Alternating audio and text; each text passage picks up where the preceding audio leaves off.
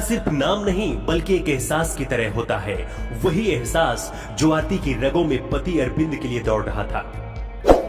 अरविंद जम्मू कश्मीर के राजौरी में तैनात था, लेकिन शायद इस बात का अंदाजा आरती को नहीं था कि ये खुशियां खत्म होने वाली हैं।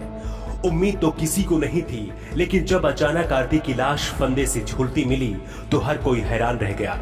सेना में तैनात जवान अरविंद की पत्नी पति के घर आने का इंतजार कर रही थी, मायके में थी। इसी दौरान जानकारी मिलती है कि अरविंद की मौत हो गई। अरविंद का शव उसके घर पहुंचा। इधर आरती पति को अंतिम बार देखने के लिए ससुराल पहुंची, लेकिन उसे अरविंद की लाश के पास नहीं पहुंचने दिया गया। आरती मिन्नतें करती रही, चीखती चिल्लाती रही, हाथ पैर जोड़े, लेकिन ससुराल वालों का दिल नहीं पसीजा।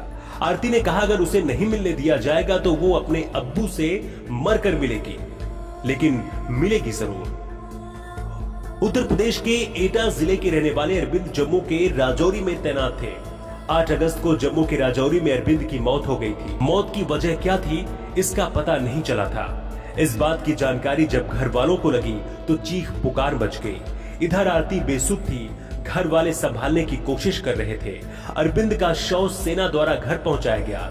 इसके बाद आरती अरविंद से मिलने ससुराल पहुंची थी, लेकिन आरती को घर के बाहर ही रोक दिया गया।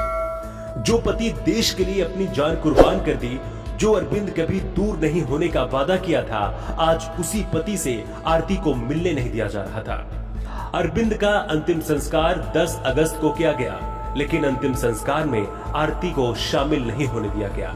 इस दौरान सबके सामने आरती ने हाथ जोड़े, लेकिन कोई असर नहीं हुआ।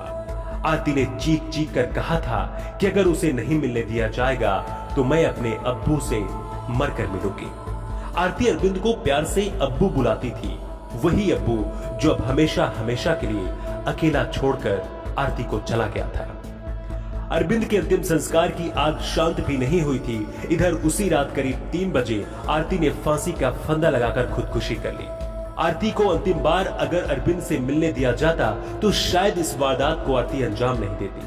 पहले पति की मौत, फिर सबके सामने अपमान शायद वो बर्दाश्त नहीं कर सकी। आरती को जीते जी अरविंद से नहीं मिलने दिया गया, लेकिन शायद मौत के बाद आरती अरविंद से मिलकर खुश होगी। वारदात के बाद मौके पर पुलिस भी पहुंची है और मामले में तफ्तीश की बात कर रही है। अब सवाल ये है कि आखिर आरती की मौत का जिम्मेदार कौन है? ससुराल वाले जिन्होंने पति से मिलने नहीं दिया, या फिर कोई और? आपको क्या लगता है? कमेंट बॉक्स में अपनी प्रतिक्रिया जरूर दें।